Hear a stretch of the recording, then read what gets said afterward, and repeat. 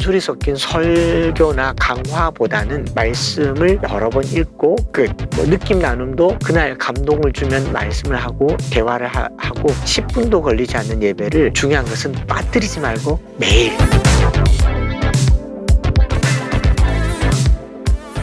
암송하면서 이제 이거를 잘 할 수 있도록 권면하는 게 말씀 암송 가정 예배잖아요. 그렇죠. 네. 반복이니까. 네. 가정 예배를, 말씀 암송 가정 예배를 드리도록 저희가 권하는 이유가 뭐냐면은, 이제 교회는 일주일에 한 번, 많으면 두세 번 오는데 가정에서는 매일 할 수 있는 게 가정 예배고, 또 대부분 신앙생활을 하면 가정 예배에 대한 로망은 있어요. 근데 가정 예배가 왜 힘드냐 물으면 피곤해서, 아이들이 말을 안 들어서, 부모로서 해줄 말이 없어서, 모범이 되지 않아서, 남편이 늦게 와서 여러 가지 이유를 들어서 가정 예배를 드릴 수 없다고 하는데, 우리 여운학 장로님께서 그 패러다임을 바꿔주셨어요. 우리가 예배를 드릴 때 부모가 제사장이어야 할 이유는 없다.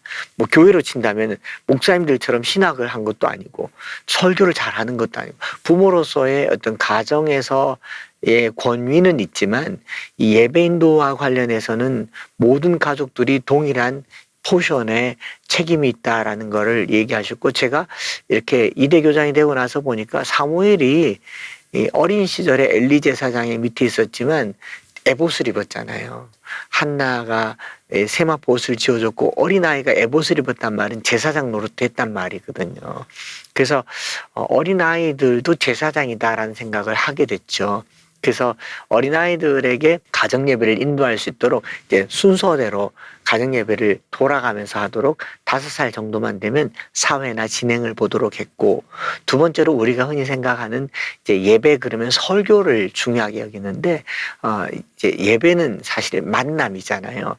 하나님을 만나는 만남이고, 가족이 만나는 회막이라는 게 텐트 오브 미팅, 만남의 장소에 우리는 하나님 앞에 소제를 드리고 번제를 드리는 것처럼, 이제 하나님을 만난다라고 하는 측면에서 예수님의 이름으로 말씀을 붙들고 앉으면 이미 예배인 거잖아요. 그래서 그러면은 제일 중요한 예배는 말씀을 선포하는 게 중요하지 않는가. 근데 부모님들의 잔소리 섞인 설교나 강화보다는 말씀을 여러 번 읽고 느낌 나눔도 그날 감동을 주면 말씀을 하고 대화를 하고 10분도 걸리지 않는 예배를, 중요한 것은 빠뜨리지 말고 매일 반복적으로 지속해서. 그래서 근데 한 번 너무 길게 하면 그 다음날 힘들잖아요. 그래서 짧게 하는 것을 오래 하도록, 그래서 303 비전은 30년은 이 집에서 시집 장가갈 때까지는 한다. 이게 3세대니까 100년간 한다, 이런 생각으로 매일 가정에서 말씀 소리가 떠나가지 않게 하는 거. 제가 이슬람 국가도 가보고 대구는 불교 도시니까 절에도 가보는데요. 이슬람도 그렇고 절도 그렇고 그들의 경전을 조용하게 읽지 않아요. 요란하게 소리를 내서 이 공간을 채우더라고요. 이 공간의 그 소리가 결국 하나님의 충만함이 되는 거니까. 맞다. 교회는 근데 그렇게 말씀을 막 이렇게 암송하는 거는 거의 조금, 그쵸? 성경 읽는 것도 조금, 눈으로 조금 읽고, 네. 목사님 말씀이나 찬양과 기도가 많은데, 실제로 복음주의협회에서 한국교회가 지난 100여 년 동안 해왔던 것 중에 전도, 선교, 구제, 찬양, 기도, 봉사, 모든 일에 충만한데 유일하게 부족한 게 말씀이다라고 얘기했어요. 우리는 이제 말씀 해석하기 바빴어요.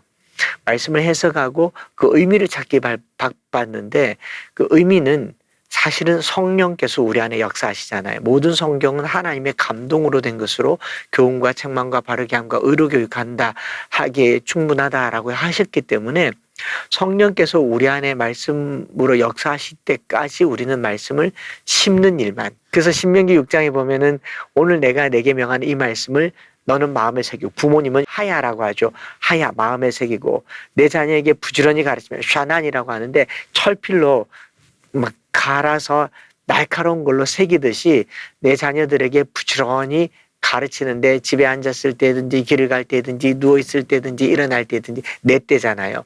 집 안팎이면 모든 장소에서, 누워있을 때 일어날 때든지 밤낮으로 손목에 메고 미간에 붙이고 문설주에 써서 말씀을 붙여두면 유대인들은 뭘 하냐면 소리를 내는 거죠. 계속 소리.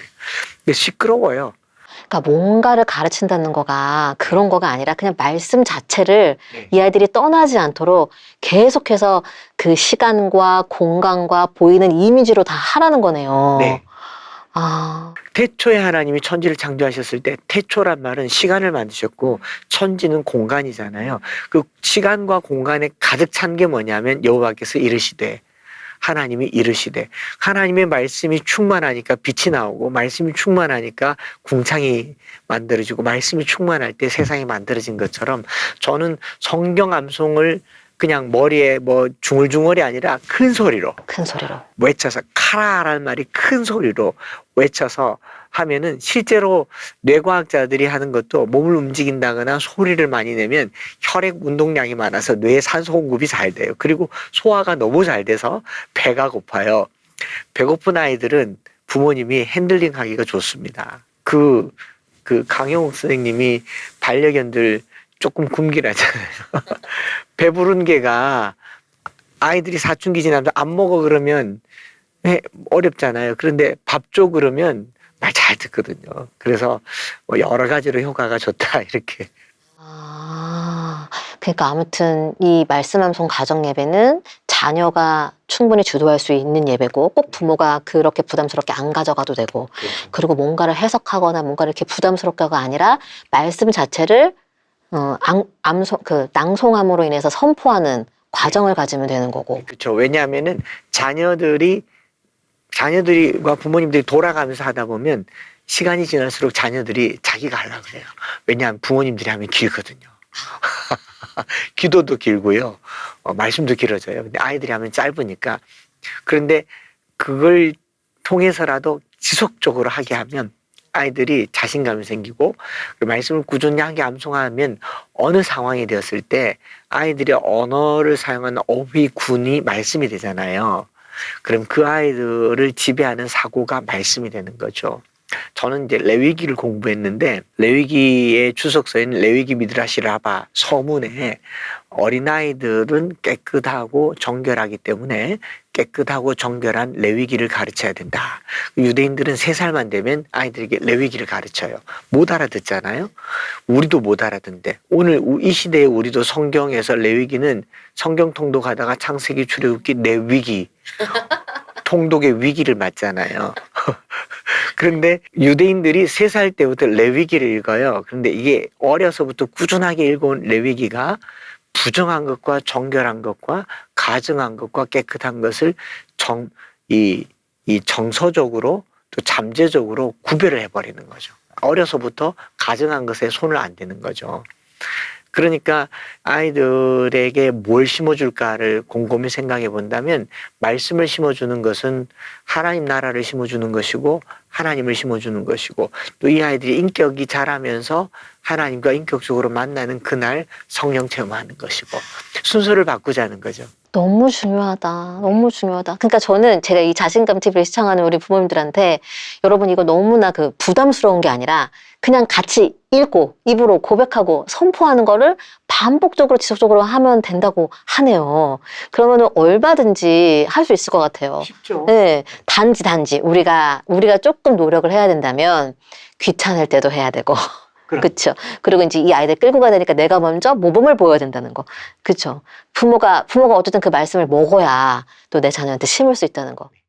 이게 익숙해지면 차 타고 가다가도 할 수 있고 식당에 앉아서 음식 시켜놓고도 한 절씩 돌아가면서 조그만하게 할 수도 있고 어쨌든 이제 예전에 우리 선비들이 입에서 독서를 하지 않으면 입에서 뭐 풀인 가시가 돈다고 했지만 우리는 말씀을 입에서 되뇌이지 않으면 악한 기운이 올라온다는 것처럼 매일매일 말씀을 떠나지 않게 하는 거. 와, 우리 시도해봐요. 제가 4월부터 하고 있거든요, 여러분. 근데 어쨌든 외운다고 표현하면 좀 그렇지만 매주 한 구절을 계속해서 반복해서 이렇게 암송했던 거가 이제 마음에 이렇게 제가 있더라고요. 있으면서 이게 시간이 내 상황 속에서 말씀이 이렇게 떠오르는 경험을 제가 하고 힘을 받아요. 아마 그 과정이 반복되면 이제 우리 자녀들의 삶의 순간순간에 그 말씀이신 하나님이 역사하신다는 거잖아요. 네.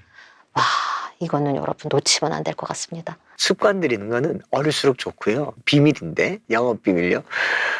이 아이들이 다른 집에서 자본 적이 없잖아요. 다른 교회 가본 적이 없잖아요. 여기서 어릴 적에 해놓으면 원래 하는 줄 알아요. 이 정도면 할 수 있을 것 같아요, 목사님. 네.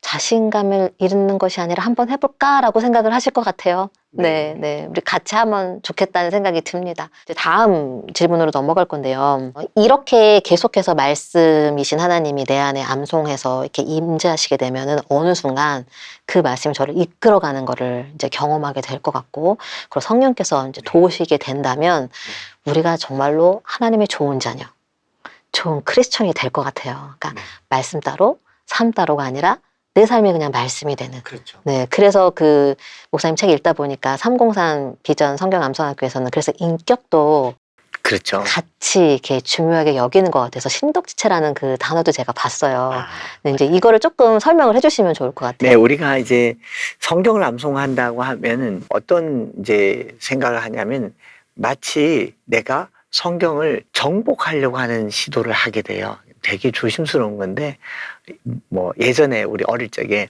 예수님 40일 금식했으니까 난 42일 할 거야. 그러다가 보식하다가 천국 가셨다는 가짜겠지만, 지어낸 이야기겠지만, 네, 말씀을 암송하다 보면 자신감이 막 생겨가지고 나는 2천절 하겠어, 난 3천절 하겠어. 여기는 굉장히 인본적인 사고가 들어가기 쉽고, 성경을 읽을 때도 나는 100도 갈래, 난 200도 갈래. 근데 말씀을 정복하려고 해요. 말씀을 지배하려고 하는데, 말씀을 사실 순종하려면은 말씀의 지배를 받아야 되잖아요. 거기에 대한 인격적인 훈련을 이제 교회적으로는, 저희 교회 같은 경우는 매주 토요일마다 주말학교라는 이름으로 도산 안창호 선생님의 이 지덕체 정신을 이어받아서 모든 교육의 우선은, 이 지덕체는 사실 지덕체는 교육에 있어서 3요소거든요. 지성과 덕성과 체력이라고 하는 요소인데, 이 3요소의 우선순위를 정하는 게 이제 도산 안창호 선생님의 흥사단이나 저희 암송학교에 있어서 중요한 건데, 우리가 일제강점기 때는 지식이 부족하고 덕성이 부족하고 체력이 부족하니까 우리가 지식이 없으면 나라를 또 빼앗긴다.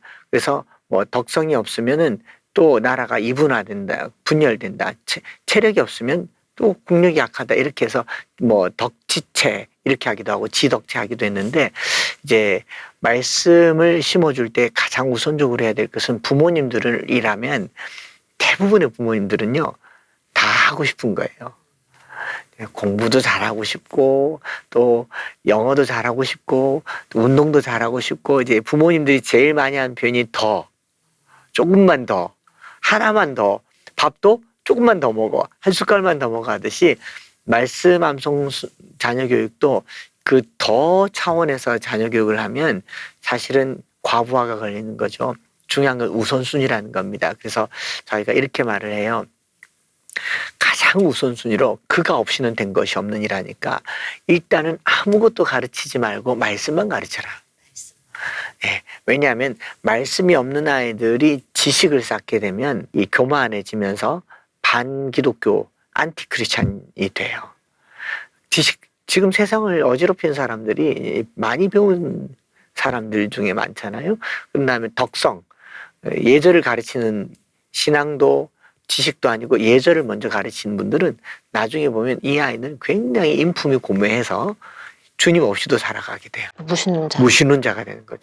반신론자가 되기도 하고 무신론자가 되기도 하고, 체력을 기르잖아요. 내 주먹을 믿어라, 불량배가 되기도 하고. 그래서 부모님들은 아이들의 영어도 잘하면 좋고 수학도 잘하면 좋고 과학도 잘하면 좋겠지만, 신앙이 들어가기 전에는 아무것도 못해도 괜찮다라는 확신이 필요해요. 제가 어제도 제주에 갔다 왔더니 그 어떤 부모님이, 여기 제주에 있는 엄마들이 이제 다시 육지로 가야 되는 거 아니냐, 왜냐하면 육지에서는 사교육을 막 이렇게 하는데 제주에서 아이들과 함께 자연교육하니까 불안하다는 거죠. 그게 예수님, 하나님께서 여호수아에게 두려워하지 말라고 한 건데, 신앙을 가르치면서 부모님들이 다 불안해하는 거죠. 그래서 저희가 순서를 가르치느라고 교회 오면은, 토요일날 아침에 오면 신앙교육으로 성경 암송, 성경 쓰기, 성경 읽기를 가르치고, 또 인격 훈련으로 예절교육, 또 지식 훈련으로 탈무드 읽기, 그 다음에 활동 같은 것들 하는데, 이 우선순위 차원에서 가르치는데, 부모님들에게는 되도록이면 아무것도 시키지 마라. 그리고 거기에 예산을 모아뒀다가 조금 더 크면 성지순례도 가고 또 기독교 좋은 유적지도 방문하고 그렇게 하라고 가르치고 있습니다. 그러니까 무엇보다 말씀이 우선될 수 있도록 해라. 네, 우선순위가 중요하죠. 이제 목사님 말씀 들으면서 되게 저한테 지금 들어온 거가 내가 그 말씀을 지배하려고 하지 말고 말씀이 나를 지배하게 해야 된다 그랬잖아요. 저는 그게 너무너무 중요한 것 같아요. 근데 우리가 살아가면서 그 순서가 바뀌면서 그러니까 이제 어떻게 보면은 말씀대로 사는 게 힘든 게 내가 하고 싶은 게 더 커서 그렇죠. 못하는 것 같아요. 맞습니다. 근데 성경의 인물들을 보면 어떻게 보면 그 말씀에 사로잡힌 거잖아요. 그 목사님 때 레위기도 또 전공하셨다고 하고 말씀대로 사느라고 뭐 밤 모퉁이도 그럼요. 남겨두고 또 정말로 하나님이 부정하다고 하신 거에도 순종할 수 있는 거고 이웃과 화평을 누릴 수 있는 것도 그런 거고 네. 어떻게 보면은 지금 우리가 말씀대로 살아가는 거 이 세상에서 되게 바보 같아 보일 수도 있단 말이죠. 근데 그럼에도 불구하고 말씀에 지배당해서 살아가는 거를 연습하는 게 결국은 우리가 이 세상에서 이기는 거 아닌가. 네, 네. 맞습니다. 이런 생각이 들어요, 목사님. 네. 그래서 우리가 말씀에 지배당하려면 말씀이 내 안에서 역사하시도록 여지를 많이 둬야 되는데 우리가 너무 많아요. 사실은 선악과를 따먹은 것도 저것만 먹으면 하나님이 되고 싶어질 거라는 사단의 유혹이잖아요. 오늘 우리가 바벨탑을 쌓은 것도 하나님 자리까지 올라가려고 하는 거기 때문에 우리 신앙생활에 있어서 그 마지막 한 개 남겨두는 거 그거 안 하는 게 좋을 것 같아요. 조금 더 하고 싶을 때 덜 하는 게 맞는 것 같아요. 근데 마지막으로 목사님 이제 저희 자신감 TV에서는 자신감 문장을 이야기를 해요. 네. 오늘 함께 이렇게 토크하면서 목사님이 이제 어쨌든 성경 암송에 대해서 저랑 같이 이야기를 하셨는데 어떤 문장으로 이렇게 정의를 해주실 수 있을까요? 저는 이제 아까 한 말 중에 샤마르 지킨다라는 말을 좀 우리식 표현으로 간직한다. 암송을 간직한다라고 해서 내가 하나님의 말씀을 간직하면 하나님이 나를 간직해 주신다. 내가 하나님의 말씀을 간직하면 하나님 나를 간직하신다. 네. 로마서에 보면 유대인의 나음이 무엇이뇨? 그들이 하나님의 말씀을 받았습니다. 그 반쪽짜리 복음도 말씀 가졌다고 유대인들이 복 받았다잖아요. 우리가 이 복음의 말씀을 간직하는 것만으로도 복이 되겠다 싶었습니다. 아, 너무나 멋집니다. 네. 여러분, 오늘 같이 나눴던 이야기 잘 들으면서 하나님의 말씀을 간직하여 우리가 하나님께 간직함되는 그런 자녀들이 됐으면 좋겠습니다. 아, 목사님 긴 시간 감사드리고요.